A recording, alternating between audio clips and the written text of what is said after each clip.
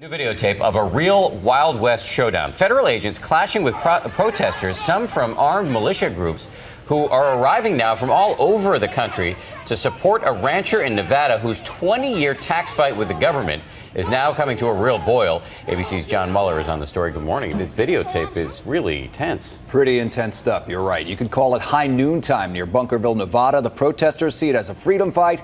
The feds say it's about unpaid grazing fees and trespassing. One thing is clear, though, the situation very tense.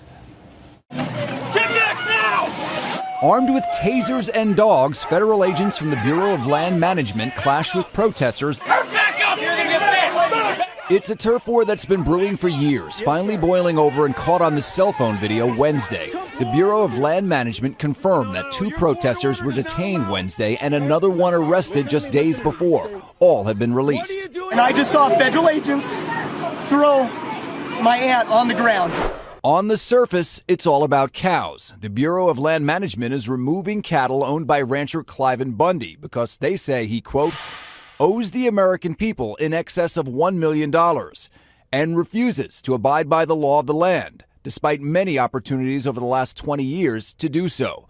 Bundy claims states' rights, saying his cattle have grazed here for decades. I have no contract with the United States government. I'm paying grazing fees for management. That's what BLM was supposed to be, is land managers.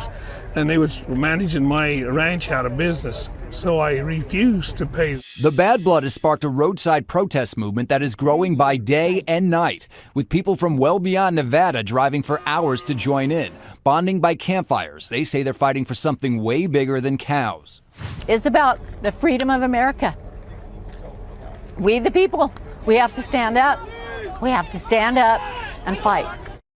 Now, the Bureau of Land Management maintains this is a matter of fairness. They say thousands of law-abiding ranchers do pay their grazing fees every year. As for local protest leaders, they have urged protesters not to wear camouflage and to keep any weapons they bring inside their vehicles.